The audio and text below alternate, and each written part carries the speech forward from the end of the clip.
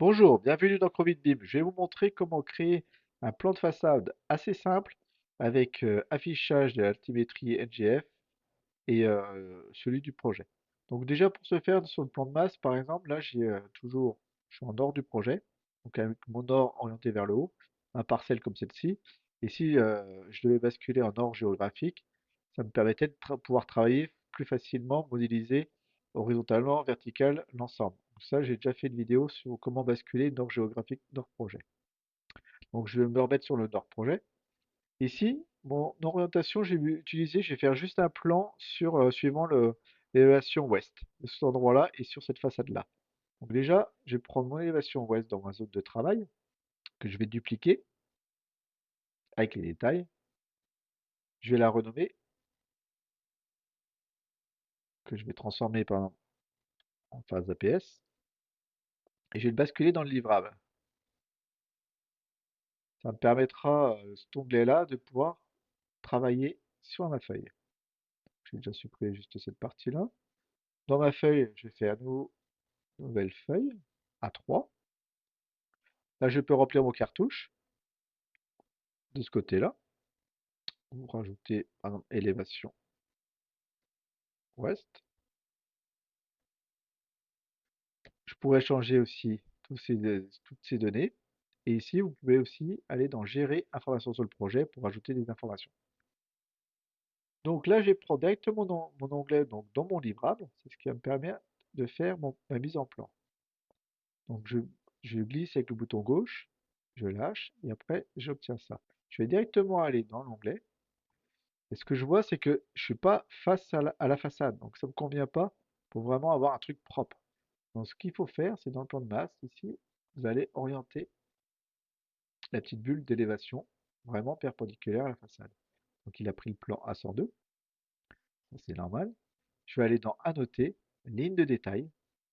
Je vais faire une petite ligne ici provisoirement, qui est bien orientée celle-ci, perpendiculaire à la façade. Donc je vais le déplacer et je vais la ramener sur la bulle, au centre de la bulle d'élévation. Du coup, je vais orienter la bulle. Donc faites attention, il va se mettre là le centre. Donc, décochez lieu pour le positionner ici. Et vous voyez, j'ai un angle de 20 degrés en fait. C'est au niveau de ma parcelle. Donc là, c'est nickel.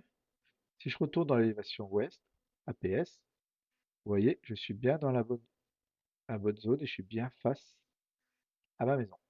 Donc déjà, j'ai plein d'éléments qui me servent à rien. Donc surtout pas les supprimer, autrement ça va supprimer du projet. Donc là, vous prenez ça, vous faites bouton droit, masquer dans la vue, éléments. Si des fois vous avez besoin de refaire apparaître, c'est ici à cet endroit-là que vous pouvez, donc en rouge c'est tout ce qui est masqué, donc vous pouvez refaire apparaître en faisant afficher dans la vue éléments. Si j'enlève ça, vous voyez, je me retrouve avec celle-ci. Donc là j'en ai pas besoin, je vais l'enlever, comme ceci. Ici, je vais faire plus réaliste, c'est juste pour l'exemple, comme ceci. Et faites attention aussi à l'affichage de la zone cadrée. Ici, ça peut vous arriver que quand vous faites votre vue, vous retrouviez comme ceci des parties manquantes. Faut pas hésiter ici à cet endroit-là, si vous avez ça, à venir sur cet onglet-là, zone cadrée, et puis vous agrandissez.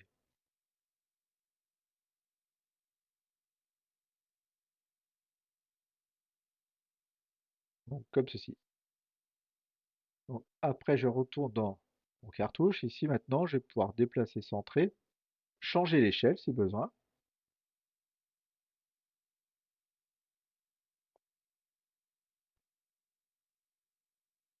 comme ceci. Maintenant, vous n'avez pas fait les annotations, les cotations sur le plan de cartouche, hein. Vous allez retourner dans le livrable, l'élévation ouest APS, et c'est ici qu'on va mettre un maximum de données. Donc déjà, on va commencer par la limite de propriété. Donc je vais aller dans Annoter, ligne de détail, ici vous avez des éléments, donc j'ai quelques lignes, également ici, vous les retrouver là. Et comme j'ai pas la ligne de propriété, je vais la créer. Vous allez dans Gérer, Paramètres supplémentaires, Style de ligne. Vous décochez, vous faites Nouvelle, et je vais mettre limite de propriété.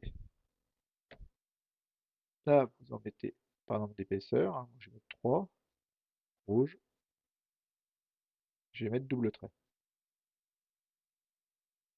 un double tiret, pardon. Maintenant, je vais pouvoir la tracer, donc ligne de détail. Avant toute chose, je vais sélectionner ma limite de propriété et je vais la tracer. Je vais pouvoir la prendre, copier, la déplacer. Je vais pouvoir aussi mettre une annotation de texte. Donc là, soit vous mettez un repère ou pas, donc je ne vais pas mettre de repère. Ici, je vais dupliquer, je vais laisser en 3, il y a plusieurs possibilités. Donc, je vais mettre en rouge tout simplement.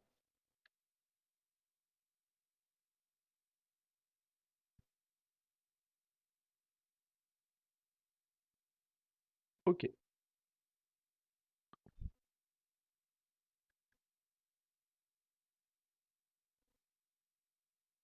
Vous prenez le texte, vous pouvez l'orienter suivant la ligne, comme ceci, et je le copie. Voilà. Ensuite, on va mettre des points dans NGF et points de projet, de hauteur. Donc pour ce faire, vous allez dans Annoter, Cote élévation. Vous avez plusieurs possibilités. Moi, j'ai choisi le réticule projet, modifier le type, dupliquer, projet Covid BIM. J'ai laissé en point de base projet. Et ici, j'ai laissé en noir et je vais mettre par exemple opaque. Je veux que ça soit transparent. Et ici, je vais vous montrer après pour remplir. Vous faites OK. Et là, je vais pouvoir positionner mes points. Donc, par exemple ici, soit à gauche, soit à droite. Au niveau des coups, comme ceci. Et voilà, par exemple. Une fois que vous avez ça, ici, je peux rajouter des préfixes. Alors, soit, par exemple, imaginons, je vais me zoomer un petit peu. Ici, vous pourriez rajouter par exemple un plus. Le problème qui va se passer, c'est que moi, je vais pas faire comme ça. Comme que si je fais ça, je vais après dans modifier, et ici, je vais avoir une étiquette où je vais toujours avoir le plus en préfixe. Je fais appliquer OK, je vais avoir un double plus. Donc faites attention, hein, soit vous le mettez provisoirement, soit vous le remplissez directement dans l'étiquette. Donc là, j'ai bien un double plus. Un plus, je veux dire, par exemple, plus 0. Je vais mettre quand même, ici, vous pourrez rentrer dans les valeurs, format d'unité, vous cliquez ici. Je vais décocher et je vais tout mettre en mètres.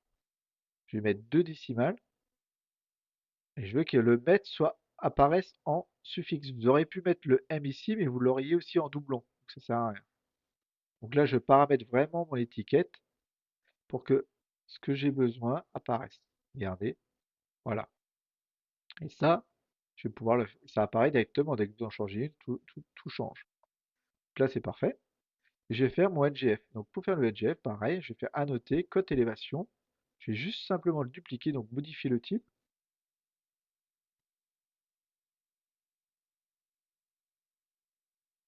Je vais mettre NGF. Je vais prendre par contre le point topo. Je vais pas mettre de plus. Il y en a qui le mettent, il y en a qui mettent les mettre. C'est à vous de voir. Là, je vais remettre comme c'était. Donc je vais pas mettre. Je vais faire OK. Appliquer OK. Et ici, donc, je vais le positionner à cet endroit-là. Je vais faire exprès de le superposer. Donc, vous pouvez le mettre où vous voulez. Je vais le superposer. Et pareil, dans l'étiquette, je vais retourner dans NGF Crovin Beam. À cet endroit-là, emplacement du texte, je vais le mettre en dessous. Par contre, je vais mettre en préfixe NGF.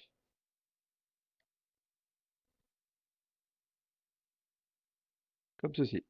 Donc là, après, vous pouvez le décaler. Donc moi, je vais le laisser là. Je n'ai pas surchargé. Je pourrais en mettre un deuxième ici, un deuxième ici. Il suffirait de faire annoter, cote élévation. Vous choisissez bien celui qu'on vient de créer, NGF, et vous le positionnez à l'endroit que vous voulez, à gauche ou à droite. Voilà. D'accord? Donc après, ce qu'on va faire, c'est qu'on va mettre ici les annotations. Donc on va faire dans annoter texte. Donc par exemple, j'ai l'annotation déjà en rouge. D'accord? Donc moi, je vais le faire en noir. Je vais revenir en noir. Je vais mettre ici, par exemple. Donc soit je voulais pas le mettre là, je vais mettre un repère. Donc je vais mettre ici, cocher avant. Je vais mettre mur, enduit par exemple. Ici, je vais pouvoir mettre mur, façade par exemple, enduit, beige, par exemple, hein. Après, vous mettez ce que vous voulez, ce que vous avez besoin d'identifier pour que ça soit le plus clair possible. Ceci. Ici, je vais rajouter encore, donc je vais mettre ici, je vais mettre ici, toiture, jean. Alors ici, couvertine, pardon.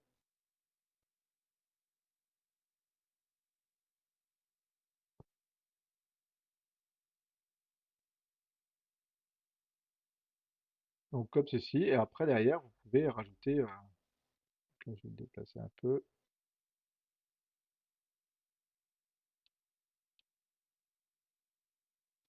pour rajouter d'autres éléments, hein, c'est à vous de voir. Après, ce que je vais faire, c'est que je vais rajouter la pente. Donc pour faire la pente, vous allez dans Annoter,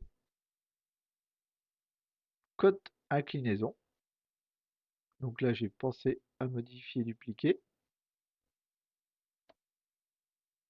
comme ceci. Vous faites OK. Donc, une fois que vous avez ça, donc j'ai déjà le positionné, juste pour vous montrer. Sélectionnez la ligne, tout simplement, et vous le décalez vers le haut. Donc après, vous retournez dessus, modifiez le type, et ici, en fait, vous mettez soit opaque ou transparent. Après, ça à vous de voir. Bon, je vais essayer transparent maintenant. Et c'est à cet endroit-là les formats des unités. Donc je vais changer, je vais mettre en pourcent. Donc vous pouvez mettre des décimales ou pas. Et je vais mettre pourcent pour que ça apparaisse. OK. Là, je vais rajouter, donc ça, soit vous faites à cet endroit-là. Donc là, on n'a pas le préfixe à cet endroit-là pour le mettre directement. Si, donc là, c'est pour les alternatives. On l'a pas dans la partie supérieure, donc c'est pas grave. On va le mettre directement ici. Pente. Donc j'en ai que deux à faire. Je vais faire l'autre côté pareil. Ici, je sélectionne et je fais pente. Tout simplement. Une fois que vous avez fait ça, vous pourrez rajouter aussi des cotations. Donc là, par exemple, je vais aller dans Annoter, cotation. Ici, je vais laisser en 2 mm, je vais dupliquer et je vais les mettre style rouge. Changer juste la couleur. Ok, je peux mettre aussi en gras hein, si vous voulez. Enfin, si vous avez besoin. Et ici, je vais coter de là. Voilà, toujours avec le bouton gauche. Ah, je me suis trompé. Hop, hop. Bon, je vais y arriver.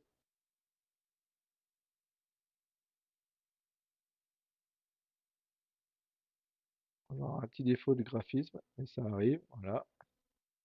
Et puis par exemple, une cote de hauteur. Je vais reprendre ici donc en rouge. Hein, du muret. Ensuite, voilà, par exemple. Et puis après, bah, une fois que vous avez fait ça, vous pouvez rajouter d'autres éléments, porte de garage, etc. Enfin, voilà. C'est vraiment, je voulais vous montrer comment faire une mise en plan simple. Donc là, une fois que vous allez dans A102, donc vous obtenez ça. Si ça vous convient, vous pouvez les exporter en PDF. Donc après, bon, il suffirait de faire pour les autres élévations, avec l'orientation différemment. Mais autrement, une fois que vous avez fait ça, vous faites Fichier, Exporter, PDF. Ici, vous enregistrez vos éléments. Donc là, par exemple, fenêtre actuelle. Là, je pourrais mettre façade ouest. Vous mettez votre emplacement de fichier. Ici, ben, vous mettez la taille, par exemple, ISO A3. En paysage, ici, vous laissez. Par contre, pensez des fois positionnement du papier, décalage, parce que des fois, ça vous rajoute une marge blanche supplémentaire. Donc là, je vais décalage par rapport à je mets aucune marge. Ici, je ne change rien, par exemple. Vous faites exporter. Après, c'est à vous d'essayer. Hein. Exporter. Donc là, je n'ai pas sauvegardé, mais ma session de paramétrage. Une fois que c'est fait, je vais vous montrer ce qu'on obtient. Vous obtenez ceci. Alors attendez, je vais vous montrer. C'est sur mon autre écran. Hop, comme ceci. Et vous obtenez vraiment, voilà, une feuille de cartouche qui est vraiment propre, présentable. Et puis, plus qu'à imprimer. Avant l'impression, c'est vrai que je n'ai pas pensé à vous le dire, je vous l'ai déjà montré dans une autre vidéo. Ici, pensez à vérifier dans Gérer, enfin, c'est surtout dans Vue, les lignes fines. Autrement, des fois, vous pouvez, une fois que vous avez imprimé et que vous vous retrouvez avec des gros traits dégueulasses ou trop épais par rapport au style de trait, ici, il faut penser à déverrouiller ou à verrouiller.